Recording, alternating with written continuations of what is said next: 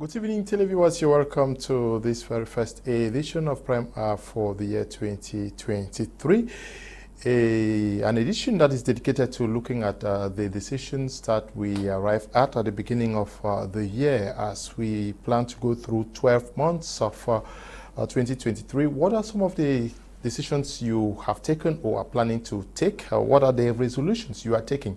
And how do you intend to get them work for you? What are the steps that you have put in place to ensure that the decisions that you are taking this night or yesterday or tomorrow are going to be realized, so that when we get to December 2023, you have reasons to celebrate, thank God, and work to impact your world bigger. We are going to be discussing this very basic but very important topic with Dr. Eris Mary Dinga, who is a pastor. She is an author, an entrepreneur, and also a philanthropist, touching lives not only in Cameroon but across the globe. We are glad to have you once again on Prime, Dr. Eris Mary, and start by wishing you Merry belated Christmas and Happy New Year. Happy New Year to you, and thank you to bringing me on here. I am happy to be here today. How were you? How did you celebrate? Oh, I think I took out time to sleep and and just rest. It was a year of a lot of work. We had a lot to do, so that day was just the right day to just get a knockout. Okay. Yes. My first question to you is: January is the beginning of the year, but we also know that before January we had December, and we see so many persons talking about objectives and resolutions. Do you see many Christians, do you see many Cameroonians, do you see many Muslims setting agendas actually, or objectives, and also taking stock of last year? Okay, I'll start by saying that, having these resolutions and making these agendas for a year, it's something that is not a Christian thing. It has to be for every human. Okay. So what I teach my congregants every year is that before the year runs out, you have to do an accountability check. You have to check on yourself exactly what you've done for that year, what you've achieved, and what is it that you wanted to do that you did not do, and what is it you were expecting that you didn't have. That will be done before 3 months before the end of the year. So 3 months before the end of the year, you should have an agenda for the next year. And that is a mistake a lot of people do. They wait for the year, then when they enter the year, they're trying to write down stuff, they're trying to put some agendas together, they're trying to put some ideas, some do's and don'ts together. And I would say 80% of these things that we write, we never actualize as any. But how should persons who I'm talking about go-getters, how should they spend their Decembers and January? I think December should be a time of rest for go-getters. That's a time where you're resting because the year has ended already. So for me, let me talk about me. Okay. My 2023 didn't start now. It started in October. When I was working already on my different programs and the things that I have to achieve for 2023. So we already did a whole work, and at December, I and my team were having like a rest, a pause. Those in the US, they took a vacation, and I took my own vacation, and we're resting so that we will be able to be effective in January. January is a foundation laying. You don't want to say you're doing nothing. January is not a time to rest. It's a time to start implementing all those strategies that you've put in place. You want to start building. I always say the first 3 months of the year is for you. If you have a company, if you have a church, if you have a family, if you have a business, that is a moment where you're not spreading for everybody. You're focusing in the foundation to ensure that the foundation of that year is rightly put together.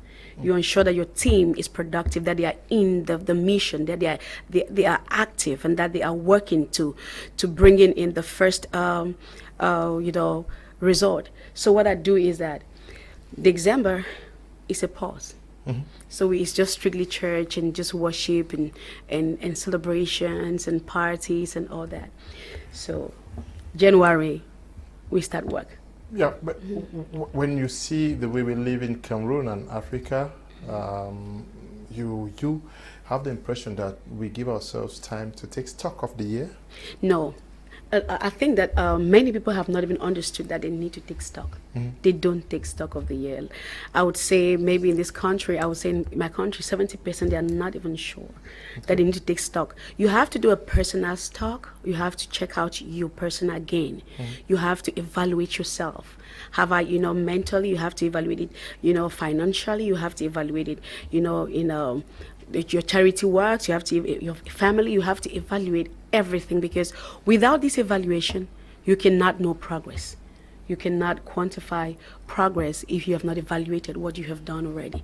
And many people just leave, as the day goes by, we're living. How are you? We're living, we're coping, we're managing.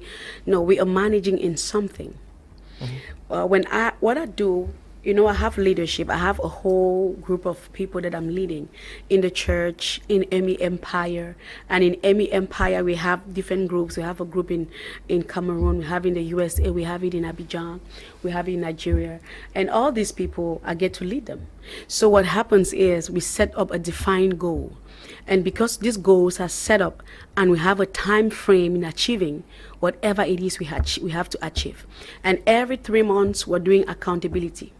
We are checking out how far have you gone with this stuff. So we're giving you time to actually take out time to work, and then you have to be able to be accountable the first 3 months. We're not going to allow you go through the year and then you come and you're confusing. No, we want to be sure that we're not putting the wrong person in the right position, and we're not having the result that we're expecting.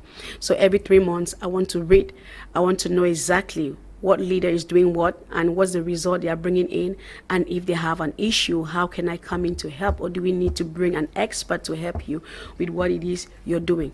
So very few people are coming to understand that they have to have evaluate their works personally. Okay. Now, I want us to talk about taking stock of this year. December, almost everybody think it's time to celebrate. Yeah. What should we be celebrating in December? You should be celebrating the success that you've achieved during the year. If you've achieved nothing, you have nothing to celebrate. You just stay home and re-strategize and pray God to give you maybe brand new ideas. What pains me about December in Africa, especially in Cameroon, is that the poor people celebrate more than the rich people. I try to say both parties, and you find out that the rich people, they're taking vacation, they are quiet, they are sleeping, they don't go to no bars, no club, they want to rest. But the poor people, they have all these parties they want to attend, the bars, they want to drink, get drunk, the women want to buy this dress, buy the stuff. It's like you've been spending 11 months naked and now you're about to dress up. It's like you've been spending 11 months with dirty hair and now you want to put up something nice. I don't think it deserves so much attention if you have nothing to celebrate. Yeah, drinking, dancing, eating, and feasting across the place. And many persons would say, okay, I just want to celebrate because I'm alive. Is that what we should be celebrating? Because you're alive doesn't mean that you should drink like that. I mean, that's why we still talk about evaluation. When you're drinking, some people already drank their investment, they drank their capital. Some drank the money they would have invested in January, maybe selling, maybe startup, or maybe charcoal or some stuff. You already drank it. So that was absolute foolishness. I think that you celebrating life is going on your knees and thanking God that you're not dead because you didn't keep yourself alive. It's God who kept you from accident, from sickness, from all that. You didn't keep yourself. So if you're celebrating the fact that you're alive, you should be thankful to God and stay and reorganize and replan. I'm not saying that parties is wrong. No. I'm just saying we should do everything with moderation. Okay. Everything should be done with moderation. But why is it that what you are saying keeps repeating itself? Is it the fact that teachers have failed in teaching? Pastors themselves fail to tell people that what you are celebrating, God is keeping you all these years because He's still expecting you to impact your world? Because if you keep celebrating your mere existence with no impact. What are you celebrating? And why are people not changing from that way of ending the year? You see, I would say to some level they failed. They failed from not just pastors, school teachers, coaches, and mentors. They are failing. They are failing because our assignment should first of all be changing the mindset of the people. Jesus himself, being the one who we are celebrating, had never asked anyone to celebrate his birthday. He didn't celebrate his birthday. None of his disciples did. It's not scriptural. He said, when we drink the blood and eat the body, we remember him. He didn't talk about a day that we have to come out and do all this stuff, or a month. He didn't do that. So it is not scriptural. I don't know why people really lay emphasis. I am not a Christmas person. So if you think that I have to come put those lights, put that tree, I don't have time for that one. My kids are oriented their minds differently. I think that we should educate the people on what is necessary. Put their mindset in a place of achieving their goals and serving God by bringing the result that God will be happy to see that I was able to preach to somebody and the person's mind was transformed into becoming an entrepreneur or becoming this author or becoming this other person, and you're making progress. I don't think that you have a congregation of congregants who the majority are poor people, hungry people. And if you check it out very well, Mr. Kum, you find out that in December, people want to do those gifts. They want to bring out gifts to people because they think like that's a time we don't have to go give to the orphans. It's a time people are doing sacrifices, they must not die. You know, if we don't do this, our light will not shine the next year. It's all superstitious. God didn't die so we'll be doing all this stuff. He died so that man could become an innovator. We will maximize creative thinking. We'll change the paradigm, where people will shift it to think differently. So I just pray that this year, the pastors and all the coaches and all the teachers, even in schools, should actually change the game. Okay. Good evening to you, Nongo Robinson, and to you, Chifo Ozurugwe, and all of you watching us through our Facebook handle. Now, many persons say life is based on continuity. This is what I did last year, so why not just continue? Because to some extent I was succeeding. Now, this is a new year. I should just add on to what I against last year, and that there's no need for me to sit back and see how to restructure, re-energize for a bigger lift. That's a dangerous mindset right there. Okay. That's a dangerous mindset. The growth mindset states that the bigger you get, the bigger you want to get. Okay. And the bigger you get, the bigger you want to create room for more. More is very necessary. More is important. More is never enough though.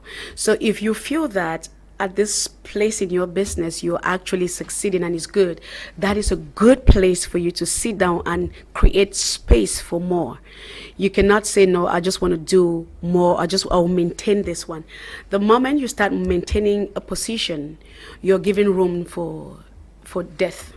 You're going to start having some stagnations and some stuff you will not be able to handle. So if you feel like this one worked for you this year, continue, but however, look for something that is going to increase, expand what you're already experiencing right now.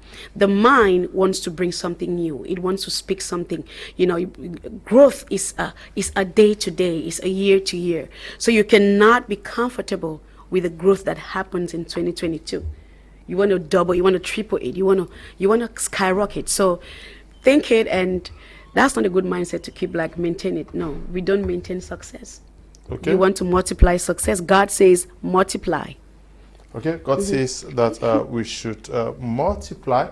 So if you are watching us wherever you are, please, God is expecting you to do more with the talent He has given you, and not just to sit, celebrate, dance. And now, what should motivate our taking of decisions at this time of the year, or what many persons call resolutions?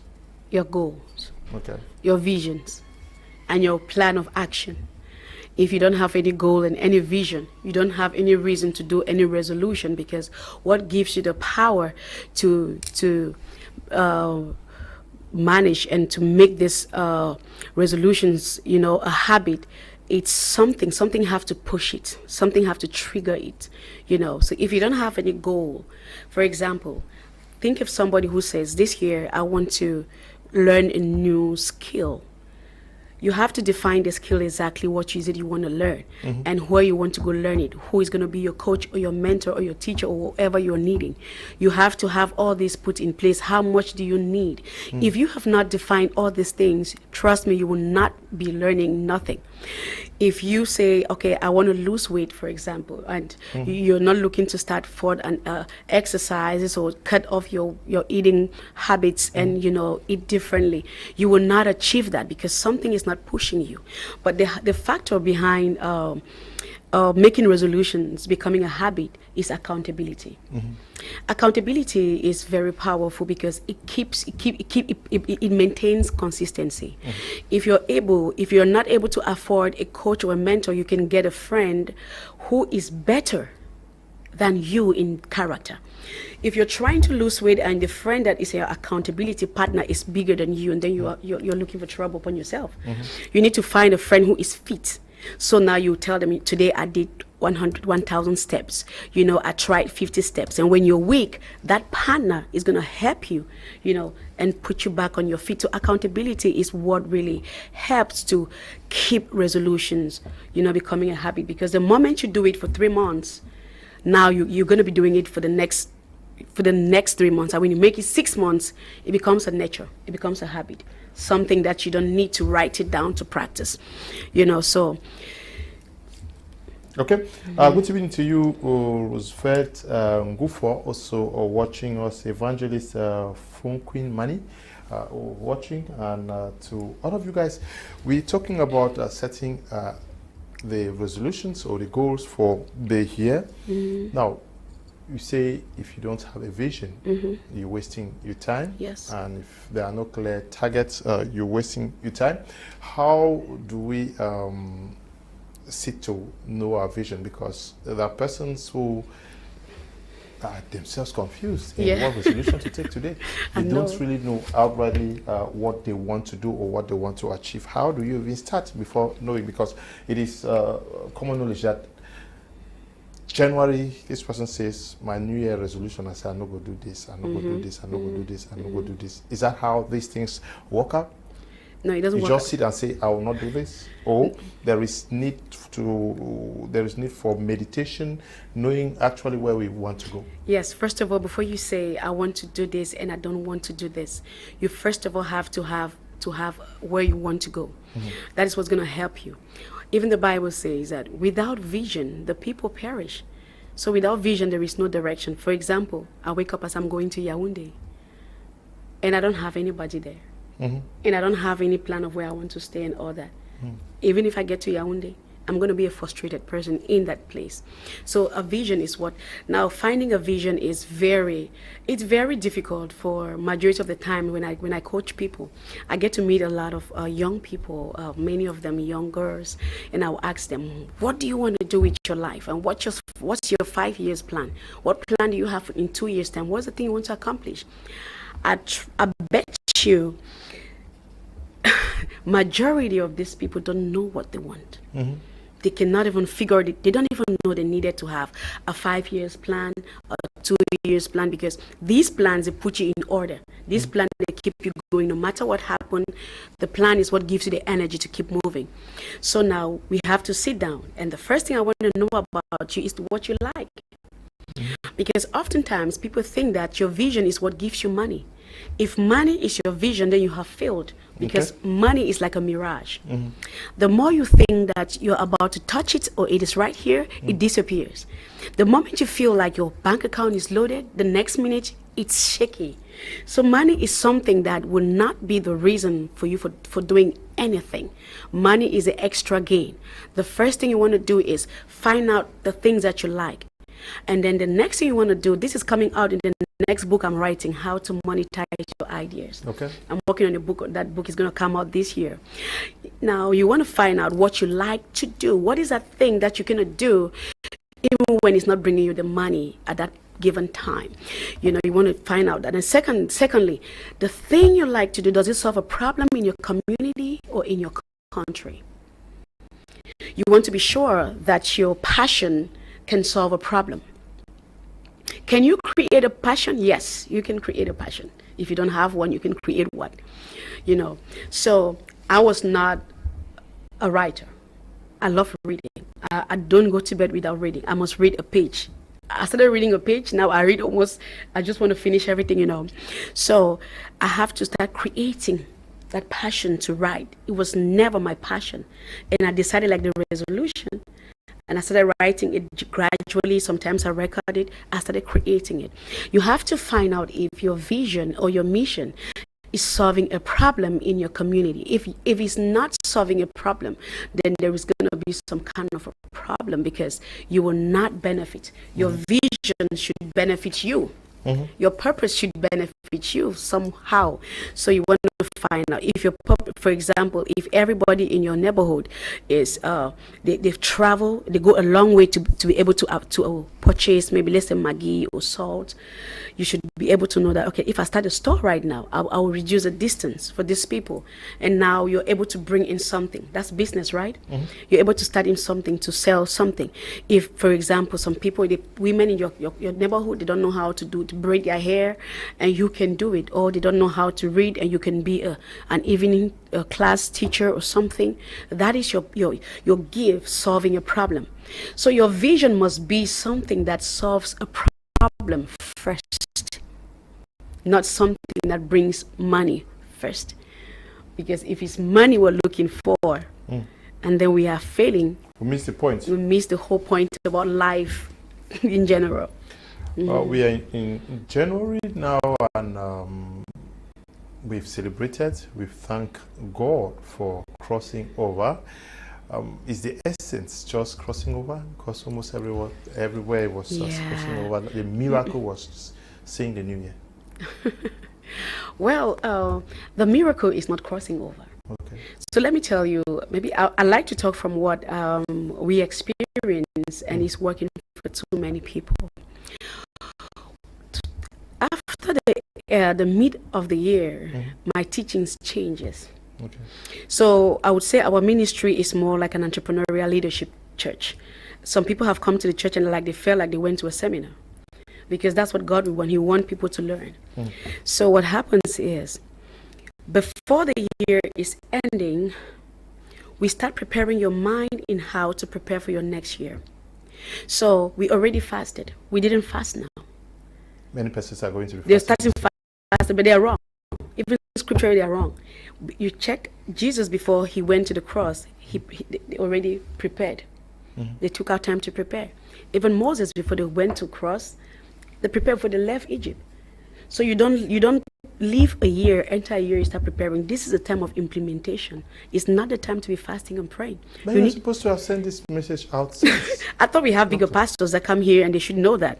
Jesus would not go to the cross before preparing. He prepared and then he went to the cross. Moses would not go get the children out of Egypt and they're stranded. No, they prepared themselves. They killed the goat. Whatever they had to do it before they go to the next place. Because in the next place, energy is required for implementation. So if you enter the place and you start preparing, when did you start gathering? And that's why they prepare for January, February, March, and then now they want to implement in April, and at the end of the year they're not getting the result that they were aiming at. Whereas you're supposed to have prepared yourself and their minds are set up. We had to fast. I think we started fasting. We did a 2 weeks or something stuff at your pace. And based on your plan for 2023, that is before December, we're going to know what to pray about. So we don't just wake up and say, let's fast. It has to be intentional. It has to be something that you have pre-planned. You have to know the people in front of you. You have to have a goal, something that you want to see. For example, I want to see growth. I want to see church people becoming rich people. I don't want to see spiritual giant, educational dwarf, financial dwarf, people sitting there and screaming amen and thinking that what am I going to eat tomorrow? That's the last thing I want to see as Christianity, as far as Christianity is concerned. And that is why I intentionally become the one that will teach and show you how to lead your life, you know. So crossed over is, we just entered. This is a second. I don't see the difference between this Monday and last Monday. It's another Monday. It's just another year. You know, so I don't see why we exaggerate it and make it feel like there is something that will happen. If you had no plan, you achieve nothing. Okay, if you have to use January to plan and then start gathering your resources. So the take home today is that you actually plan in December. That's what you're saying? Yes. Okay. You plan before. You plan before. The Bible says that who is this person who wants to build a house and will not sit down and take down and draw a plan? You don't draw a plan in the process of building. You're already in the year. That's the process of building. So you draw a plan before you move into the process. So many people have entered the year without a plan. They don't have a defined plan. They didn't even pray for the year. We already prayed for January to December for every month for our projects. You understand, for the businesses who want to invest in, for the connection, for the networking that we're going to be needing. We already prayed for the partners that God will bring for us. These are the things. Look, when God created the universe, go and check Genesis chapter 1. He is a very pragmatic God. He is intentional. Let there be this, and let this be this, and he said this is good. He doesn't just wake up from the bed and scream hallelujah, and then he wakes up and say, let's go. He doesn't work like that. He needs to sit down and say, let's make man, let him have this, that. When he was done putting everything that man would have, and then there is, I myself during the interview, I'm learning the mystery of crossing over. That is, you are crossing over to take over. Yeah. And should have prepared to take over. But the error we make is, at the time we should start taking over, we are planning to see how to take over. Can I give you an example? Okay. Everybody loved David and Goliath's story. And this was a problem, and that's what most pastors are facing. I know the majority of the people, they do it that way, not because the crowd does it means it's right. I don't follow crowd. I follow what is right, and I follow what makes sense. David came to a field where there's a battle going on, and David said, I was keeping a sheep, I had killed a lion. Means that I was prepared before coming to this field. But mind you, Saul had never killed no lion. He was not prepared. And that was why when he was faced with a situation, he didn't know how to handle. So it is about time, everybody, whether you're a Muslim, whether you're a Christian, whoever you are, leadership has no religious attachment to it. You know, so wherever you are, learn how to prepare before the time. It's just like someone wants to go on a journey tomorrow, and you enter tomorrow and you start preparing for that journey. It doesn't make sense. So that is why we have a lot of failures in the church. The Christians, they suffer a lot because they think that prayer doesn't answer everything. It doesn't answer everything. Prayer is talking to God and God speaking to you. And then when you're done praying, there's something called implementation. And if you had not written anything, there is nothing you'll be implementing. So you have to know the place for fasting, the place for prayer, the place for planning, and the place of implementing. Now, this issue of fasting, what else to talk about it? Is it also part of the planning process? How often should we be fasting? Because we have fasting programs. Yes. Is it to energize? Okay, let me talk about fasting a little bit. I know it's going to sound a little bit different from what everyone knows. I have put people in fasting in the church, and this fasting was to detoxify them from negative minds. So what happens is you're going to try for 7 days to not think negatively. That is a fast. Because the whole thing about fasting is abstaining from something to gain something. It could be food, it could be water, it could be whatever you love so much, you stay away from it. So when I do fasting, it depends on what I need to see in my members. But when it gets to the position where people have to fast for the year, I do not impose on you to fast a particular way, because not everybody's strength can carry everything. Some people can fast for 40 days. I'm not fasting for no 40 days because I have a lot of work to do for 40 days and I need enough energy, you know, in me, and vitality to be able to accomplish these things, you know. But some people, maybe after 40 days is when they're going to start whatever it is they have to do. So fasting, at the end of the day, it reinforces your spiritual being, not your physical being. It reinforces your spirituality. So if you want to fast, I don't think that they should impose on people how to fast. Okay, let me take some reactions so far. Hello, great evening. This is awesome to have such a wonderful person talk about personal development to our people. Having a life plan is the key. A life without vision is like a ship without a captain. It carried away by anything. I would have loved most of our youth in Cameroon to watch this program this evening. As end of year gift for myself, I buy books so I can add more value to myself, not address. Okay, please, Mr. Liu, invite evangelists quite often. Lady Glad is writing from Yaoundé. Okay, I hope you're getting this. Is the viewers this is nice. They want to be seeing you more often. Yes, then they say the person says to buy a book. Can you buy my book, The Millennial Leadership Testament? You've read that book, right? Yes. It's so practical. It tells you, number one, look for a problem and solve. It tells you about how to isolate yourself, because in isolation there's creativity. You know, we have to. When I work with people, especially when I want them to be more effective, as a matter of fact, I insist that is the practice isolation. Okay. People think that it's a crime to when your friends leave you, or to be idle, or to be lonely. Loneliness is very necessary. Okay. Happy New Year. It's all about money here. You will develop passion in what brings income. Good evening, Mr. Liu, and Happy New Year. How to make New Year resolutions work for us? The first thing is to do vision. Vision is a goal and objective. It's like a car that takes a man to his destination. Stop calling, please. If you have a contribution, just send it. I will read them out. Secondly, you should exercise self-discipline, self-control, and self-consciousness to move in revelation of your vision and not to be influenced by external forces. Peer group. Prof. Wanjimba Yaoundé Gardiner, writing from Bamenda. Wow.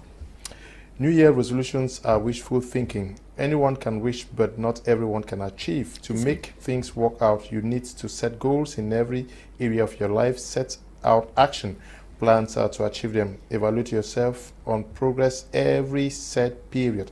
Ameliorate and keep working on your goals every single day. Cecilia is also writing from Bomenda. Now, setting goals and resolutions, is it also very necessary to find out whether you have the capacity to deliver what you want to achieve? That's one of the things I was bringing here, apprenticeship. Okay. So at every point, we need to learn. And this is one place where Cameroonians are failing on a daily basis. They do not know how to manage apprenticeship. Okay. Listen, the moment you stop learning, you will start dying. Till today, I am still learning. Okay. I am still learning. Like, anytime I discover that my entourage, they give me too much praises and there is no one I can learn from, I change that entourage immediately because I need to grow. So we have to keep increasing our capacity. We have to keep charging. We have to keep learning. We have to keep evolving just so that we can bring out the best. The reason why we have made in Cameroon that we don't like to consume is because we do halfway product and want people to consume them. We did not finish our apprenticeship. We did not finish to learn what packaging is all about. We didn't get to learn about branding. We don't want to spend, on branding our products and on our whatever it is we're doing.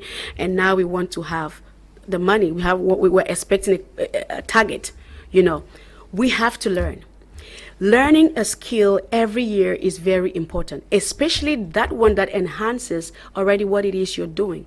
So making a resolution to learn something inside what you're doing, it's the best that you would ever do. Go to conferences, that's self-empowerment, listen to people, read books, like the person said, they read books. Don't read every book. Read books that have to do with your vision. Watch movies that have to do with your vision. Listen to people who are really compatible with your vision. We talk about compatibility in marriages, but we have not talked about compatibility in vision. in friendship, in business, in the society at large. So you have to be very, very intentional about all these things that you want to do. You don't want to smoke, that's up to you. But now, the people around you, what do? They smoke. So there is no way you're going to realize that dream. So you have to change environment and all that. Doctor, somebody says, how can they get your book in Ngaoundere? Oh, Lord. All right, then we have to ship it to them. They'll need to contact you. They'll need to contact. Can I share a number with them? Yes. Okay. A number to give to them. So the person writing from Ngaoundere, please, you get to Doctor to request for the book. She's going to write to you. But now, how do we know whether we carry what is required to deliver? You should know by the level of information and self-investment that you have done for yourself. Yeah, because almost everybody will get up, this is January, by December I want to achieve this, I want to do this, I want to do that. Now you have to find out personally, do I have that thing? I think you have to think about your manpower. If what you're doing, you need people. Are the people around you equipped enough to bring the result that you're aiming at? You know, the finances, the money you're having, is it able to carry this thing to this wherever it is? You want to think about the climate. Is it okay for these things to happen? You want to think about, there's a whole lot of things you want to think about when you project success. So before you project success, the first thing you want to check is yourself, the people, the manpower, the people you're working with, your team. I've had to work with team members that didn't work for long, and they discovered that I will not call you. Not because you are very beautiful, you're nice, you're handsome. It doesn't. When your handsomeness and your beauty doesn't bring something on the table, we will keep you somewhere and we'll get someone and we'll keep going. Okay. You know, so you want to check out to show that your team, you get a team that understands the vision, a team that are aggressive enough to come out with a personal, individual work plan, you know, on how to bring out, you know, the result you're looking for. If you have maybe a personal PT, because if it's a big business, you're not going to plan alone. But maybe it's a store. Okay, you can now say, okay, I'll be in my store from Monday to Sunday and from Monday to Friday. That's individual. So you know how you're going to spread your time. But the moment it's a company or a small 1 to 3 people gathering to make that happen, you have to build your capacity and build their capacity to ensure that everyone is working on the same frequency, so we can achieve that result. So oftentimes, even with me, these results are difficult to attain. Me being the leader and the forerunner of whatever it is I'm doing, I need to go extra mile. That is why I say I rest in December a whole lot, because I already know that I have a whole lot waiting for me in this year that only me can do it. I am the only person that's going to work 2 times this one. So you want to know, what is it you can sacrifice? What is it that you're going to sacrifice to be able to meet this particular goal? Are you going to sacrifice your sleep, your party, the social media? How many hours you spend on social media, and how many hours you spend in defining or studying or improving your goals and vision? How many hours do you spend in those things that enhances this thing you're doing? You want to find out, what is you're sacrificing? Shopping? Do you shop more with your money, or you save more and spend less? There are many things that you want to put in consideration when you think about achieving a particular result. Now, in a place where it's money, do you have the money? What is it you can do that will get you the amount of money that you need to get this thing done? And if you know it, what are you doing about it to get that money? You know, so there are many things that we put together. So that's why we still have to hold on to faith, because at the end of the road, there is a place where even the richest person in the world will exercise faith to be able to achieve or acquire whatever it is they want to have. So faith, at the end of the day, is paramount. Okay. Where can we have the books, please? I'll send you Dr. Mary's number. Yes, in Yaoundé we have it in Hilton Hotel, if you're in Yaoundé. Okay, if you are in Yaoundé, go to Hilton Hotel. Yes, if you're in Douala, we have him at the airport. It's at the airport, and then the number they're going to give you, you will contact us. In Bonaberi, there's a bookstore around, we're just going to give you the number, and you'll call and you have the books. Okay. Let me take some messages, and I hope we continue. I'll take 1 or 2. Good evening and Happy New Year to you all in the studio. Mr. Liu, that woman is a wonderful woman. a woman full of wisdom. Mr. Liu, if I can get her contact. Cyprian writing from Boya, great support. Thanks so much. God Almighty bless you for this wonderful program. Keep up. Shalom. Thank you. Stop calling. Greetings and happy new year to you, Mr. Liu, and your guests. I'm learning much from her. Can I have her phone number?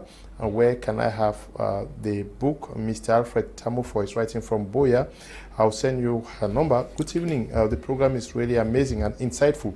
I agree with the panelists on reading books. In fact, now before I buy a dress or shoe, I make sure I buy books first. Wow. And please, how can we get her books from Boya? I'm Asia writing from Boya. I'll send you her number so that you get to her. Good evening to you all out there. I'm happy to be part of the audience for this evening's prime. I'm writing from the Central Region. My name is Ronald. Okay, you mean Central Region? Good evening. I'm John from Bamenda. I must confess this program is so rich and mind-changing. I'm learning a lot. Please, how do I get the books? I also wish to get to her perhaps for mentorship. I'll send you her number. Okay. Happy New Year, Mr. Liu. I vote you the best journalist for the year 2022. Your reward prize is abundant divine mercy, graces from the divine mercy Jesus. I vote Pastor Ambi panelist of the year. Please, I need doctor's number. Ma Evelyn Su writing from Checkpoint in Moliko. Okay, thank you very much. The messages keep coming in. We're talking about finding out our capacity to deliver. That is counting. It's in the Bible now that before we take on a journey, you have to count your cost. Yes, counting the cost. But should we live in a year without an objective, without goals, without something we want to achieve? We are just living. That, okay, I be some girl, I don't finish school, whether I'm married, I'll thank God. Just, should we be living like that, Doctor? No. When you live like that, an idle mind is a devil's workshop. Okay. When you live like that, there are things that you're going to compromise if you do that will really hamper your integrity. When we talk about goals, people often think that it's about building this big company, building this stuff that you must accomplish. Listen, every great journey starts with a step. Every little thing that you do today that adds value to your life. It could be learning something, just learning the trade. Maybe you just think, okay, yesterday you started learning how to braid or computer, you went into IT. That is an accomplishment already.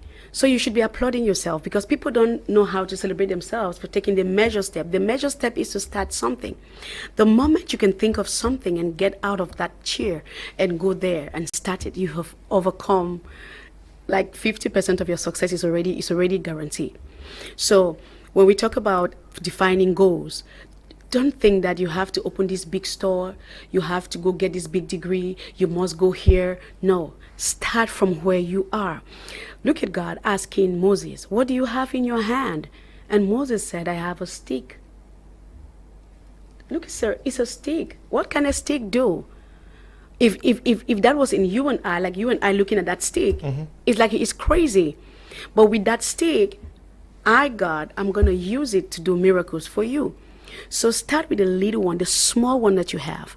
To make sure you start something. If you're already into something, keep pushing. Success is never acquired overnight or a day. I have not seen, and I'm still to see, any successful person without a success story. They would tell you, it took me 10 years, it took me 20 years, it took me 30 years to be able to build this house, to be able to purchase this car. It takes a long time. So overnight success is one thing I'm scared of. There is something we call process. So in the process, in the road going to wherever you're going to, there are those one steps. Step number 1, I discover my purpose.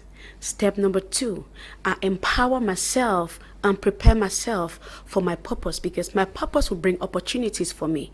And I don't want the opportunities to meet me when I'm not prepared. So I'm going to go get prepared so I can be able to maximize opportunities. So what happens is, prepare yourself. If you think that you are a dressmaker and you don't have enough clients, go back and learn more. What I'm wearing is made in Cameroon. I think this blazer is so good. And the finishing is absolutely amazing. It's made here. It's made by, I think it's Nas Couture. Now what happens is, they said when they did the first one, it was a mess. The second one was a mess. They had to go back, and the wife had to travel all the way to Europe to learn to do haute couture, like high level of style, designing, just so that they can have a better finishing, they can have quality clients and all that. So those little steps, I remember when I knew that I had to be in leadership, the first thing I did was I identified that I'm supposed to be in leadership. The second thing, I need to empower myself. So I went to St. Louis, Missouri, trained by my parents. Then secondly, I had to go to John Maxwell, who is a legend. Because of that one, I have a Bible signed by he himself, and that Bible stays by my bedside, and I need to read it every day because this legend signed his Bible that he wrote for me. Now, if I had stayed in Douala and didn't take the risk of sacrificing my hard-earned money to go here and study, I'll be thinking that, oh, I'm driving this car, I've arrived. No, you only arrive when you acquire knowledge of something that is fulfilling your purpose, that is solving a problem, and that can enable you live a better life. Okay.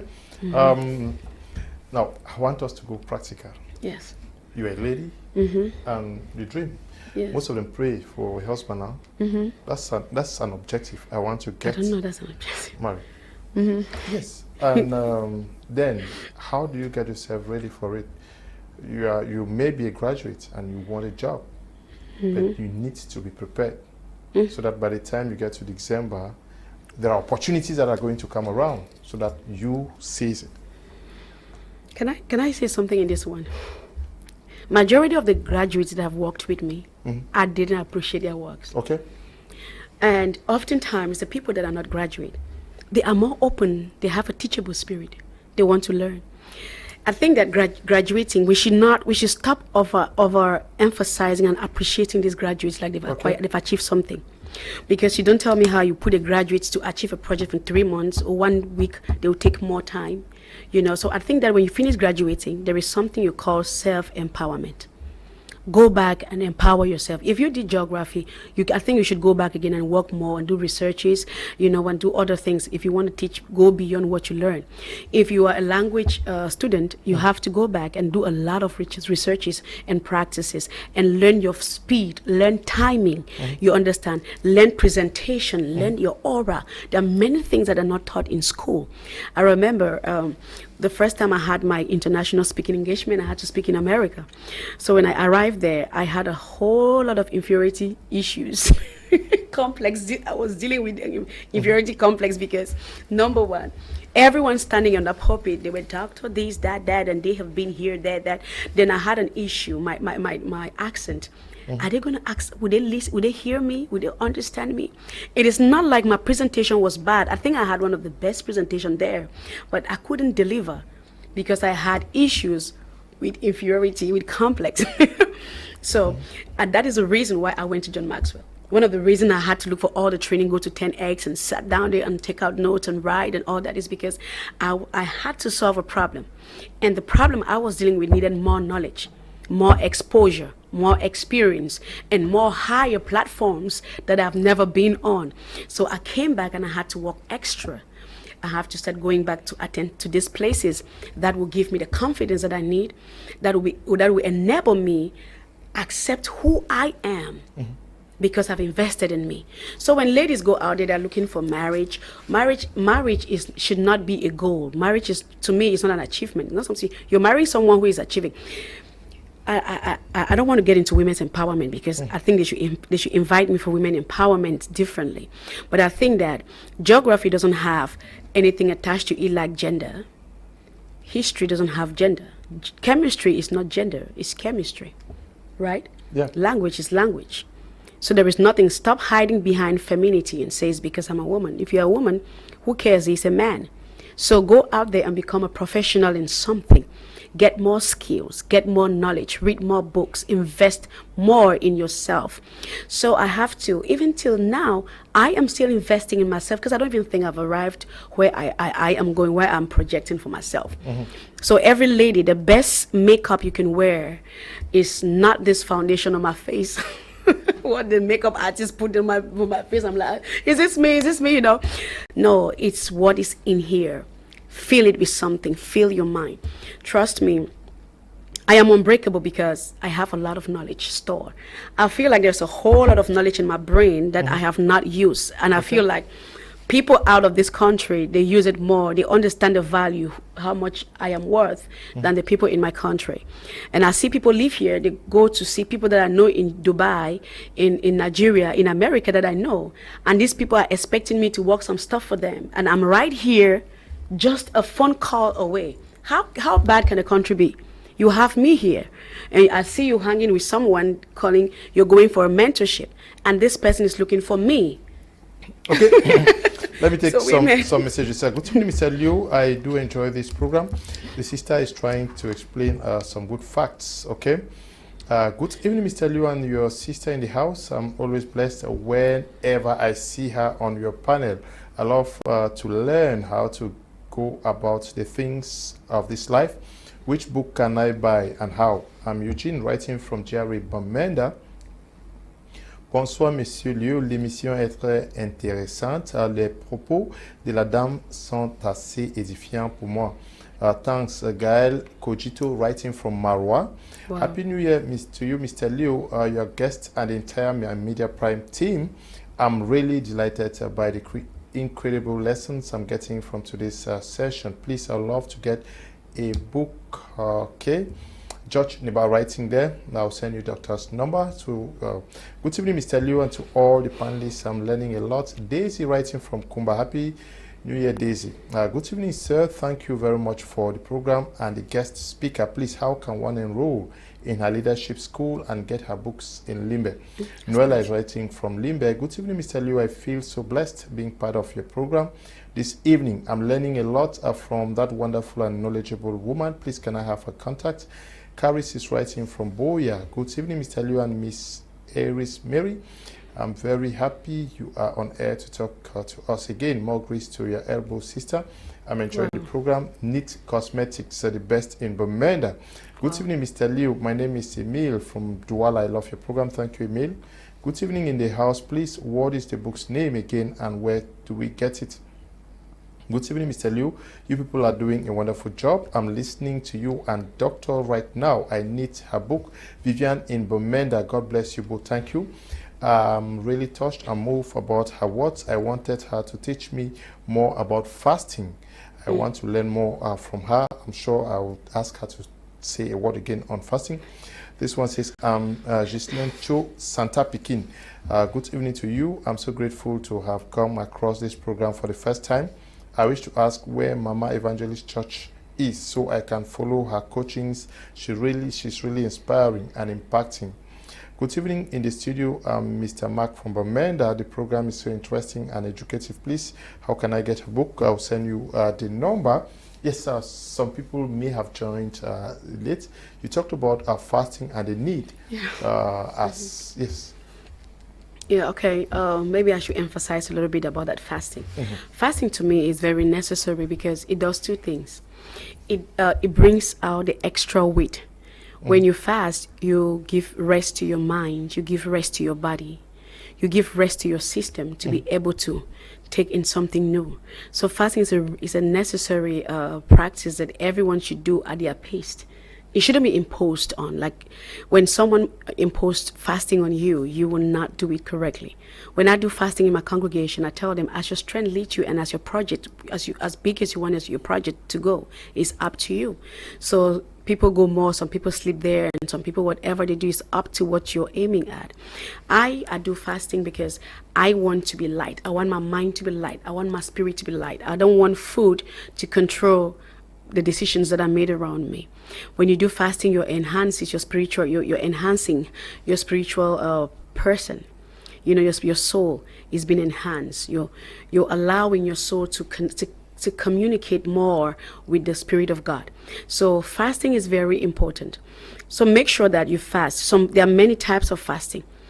Some people fast just to lose weight, and it's still a very good one.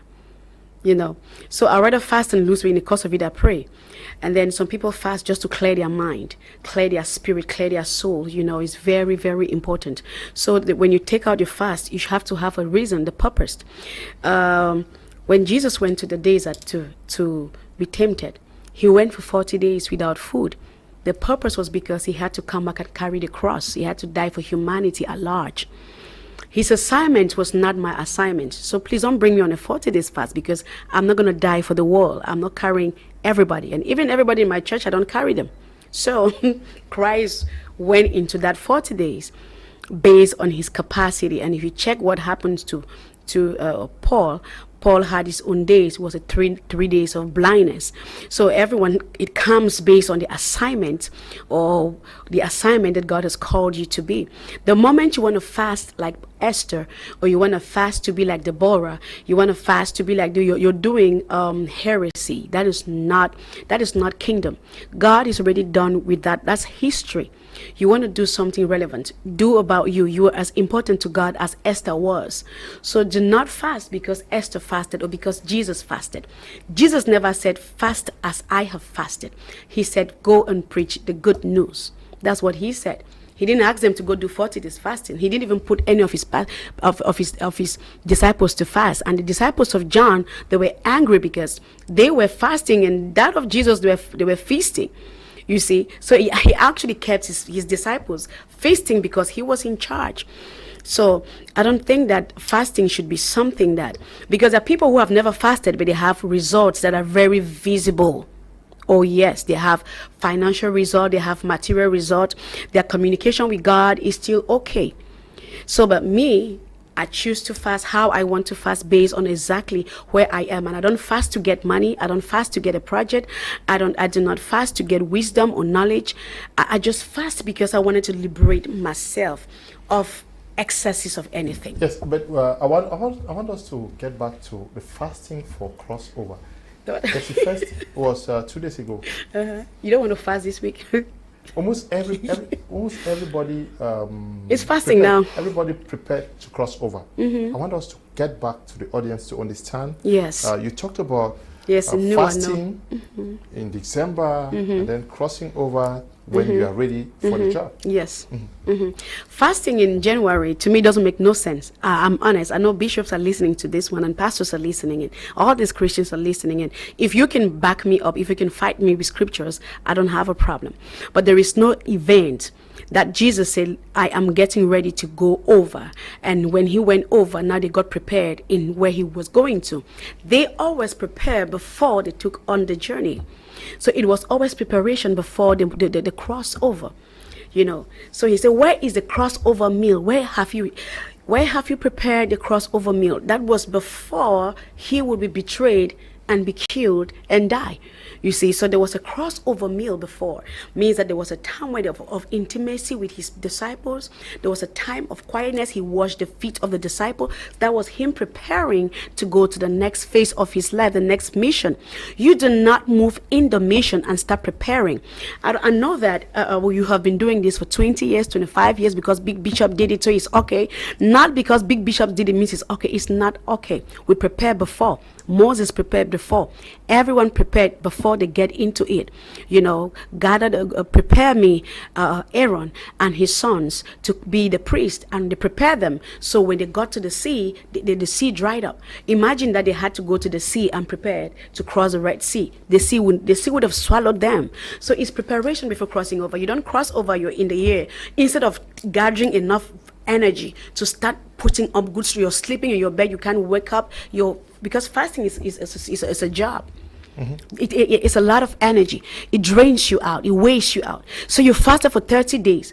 You wasted 30 days. Somebody should slap you off the bed, because 30 days you're supposed to be implementing stuff. You are a technician in January. You are digging the foundation of 2023. You are putting in the stones, the mortar. You are carrying them, and so you need energy. you know. So you're not going to walk in the year and you want to fast and prepare for what year? You're preparing for nothing. So we already prepared. And we already know what we're going in for. And right now, every person that is I'm mentoring or I'm pastoring, they're into doing something that is setting the pace for the year for them. So in 3 months' time, they are measuring whether the foundation is well placed, so that in the next 3 months they know what they're harvesting. Okay. We set the target. You set the target. Is it? And how do you evaluate yourself? Within 12 months to know whether you're on track or not? You based on the goals that you set before. Okay. So you go back to all that you wrote down. I want to be here. I have all this. Okay, for example, my 2023 is already booked and full. So I know where I'm supposed to be in March. I know where I'm supposed to be in April. I know what I'm supposed to be doing in all these days. So when I sit down to evaluate, I want to see the success. What did March give me? I evaluate myself on a monthly basis. So now, annually, I sit together. Can I be proud of the success of 2022? Yes, I am proud. Why? Because I was able to set up the Amy Leadership Summit. That took me 6 months to prepare. And I was the event planner. And I was a foreigner of everything. I was on television. I was everywhere. And I was traveling and speaking, getting international recognitions in Dubai and in the USA. You know, at the same time, I was working on my own summit, which means that I did not just end on building my own summit. My speaking on different platforms didn't stop. I was able to multitask. So I want to check out financially. Did I benefit a lot? No, I did not benefit so much money because I invested in the Amy Summit and I counted a whole lot of success, because today it shows the world what my capacity. You understand? It shows the world my capacity. So when you talk about evaluating yourself, it's not success is not about acquiring so much money. Success is not money. Let's change this narrative. Success is not the accumulation of so much money and that. It's the results that you get from something you put your heart, your soul, and your spirit in. I am so successful because we worked on that summit, and it was successful. Lives were transformed, businesses were enhanced, there was networking, and people's business have shifted to the next place, and Amy Empire have been moved to another dimension. That is success. The money might not come this year. It will come next year, or in the other 3 years, it will come. So money is not our goal. Our goal is the success of humanity. So that is how I evaluate success. It's not that, oh, did you have money? 2021, okay, I had the money 2021.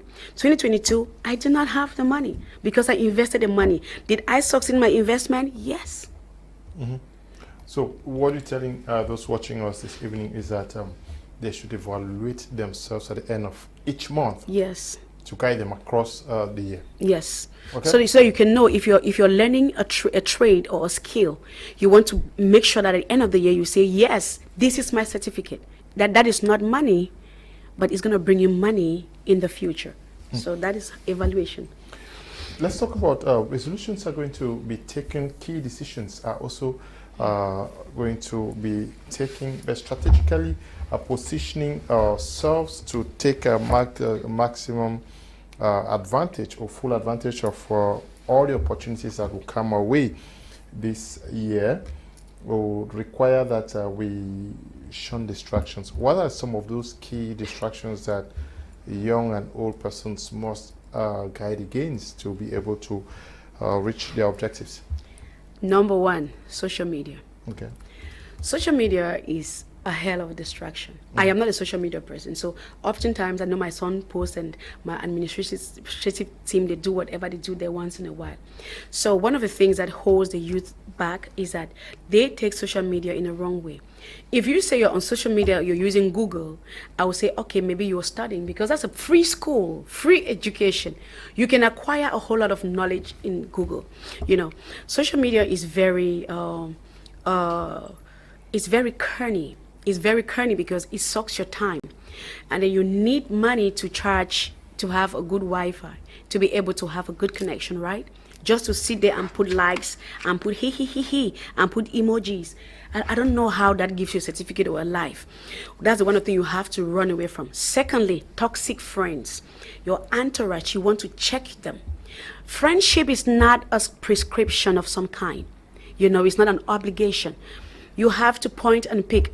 My friends don't have to call me every day. If you call me every day, every second, every hour, you're not my friend, you're a distraction. Because you have to be busy, and I need to be busy myself. We don't have to see ourselves every day. That is wrong. That's a wrong, you know, pattern of friendship. Friendship should not be an obstacle. You want to check your entourage. You want to check out the people in your surrounding.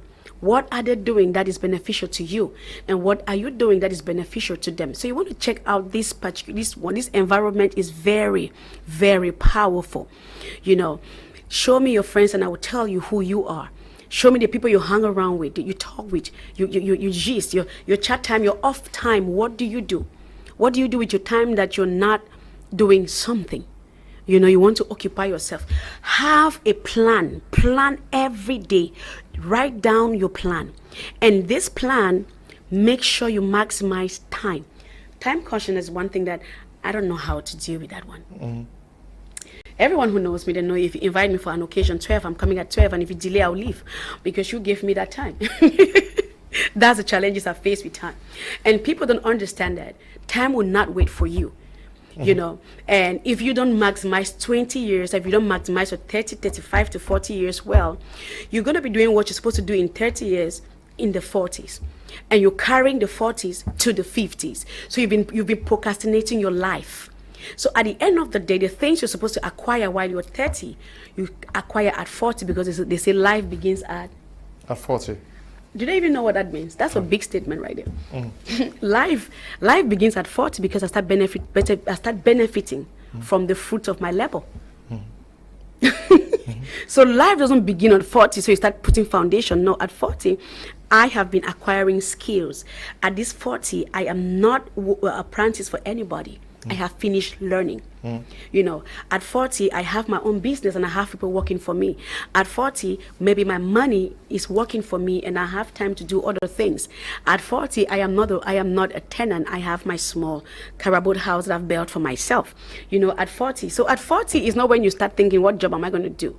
What position am I going to hold? At 40, you are enjoying some of the fruit of your labor because you're not going to drive that fine car when you're 60. You know, you don't want to start building when you don't have the stamina to enjoy what you've worked for. So people have to make use of time. The highest person in the Bible who used time so well is a devil. The person who have succeeded in understanding the power behind time is a devil. Even the Bible says he goes to and fro because he knows that his time is limited. But we party back to back. And thinking that we're going to catch up tomorrow. No, you party back to back, you smoke back to back, you sleep back to back, you chat back to back, and you wasted half of your life. Because whether you prepare or not, 10 o'clock is going to be 10 o'clock. It's not waiting for you. So the devil is using his, and we are not using ours. Because if we use our time, he will have no time to use.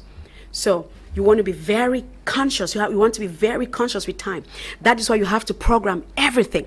If you have an appointment with somebody at 10, ensure 10 is 10. And stay in communication. Oh, I wanted to forget communication. Which is the pyramid of everything is communication.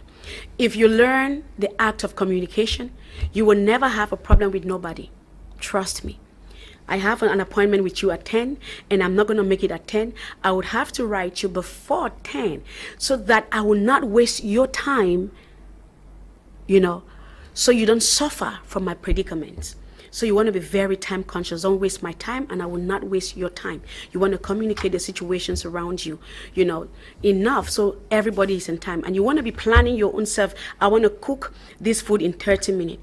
The highest time wasters that I know is women. Did somebody come do my makeup? I'm like, how long are you going to do my makeup? He said 1 hour, 2 hours. I said, what are we going to be doing for 1 hour on this? My face is not a big face. Like I have a small face. And you're taking all this time. This time is just a time, we're wasting time. We need to learn how to do these things quick because time is kick, is going. Okay. Good evening, Mr. Liu, and Happy New Year. I'm Deep Odile writing from Checkpoint in Boy. I'm getting enough values from this program. Please, I need her contact. Okay, good evening, Mr. Lua is super proud of Dr. Eris.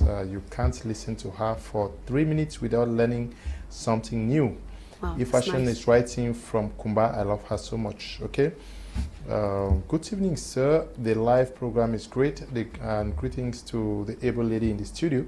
Please, how can someone get her book? I'll send her contact to you. Hello, Mr. Liu. This is Mr. Philemon writing from Yaoundé. This woman is wonderful. I learned a lot from her this evening. That woman have great vision for her and the world. Okay. Oh wow. Happy New Year to you, Mr. Liu. I feel so blessed hearing from Doctor. Please, how can I connect with her on for mentorship? Christella, watching from Limbe. Good evening, Mr. Liu and the beautiful lady beside. I'm really touched and shedding tears. I really need more counseling from her. Grace Apis writing from Yaoundé. Good evening. My name is Isun Ibrahim writing from Nigeria. Seriously, this program is amazing. I really learned a lot. How will I get her book in Nigeria? You just write, call the number. Good evening.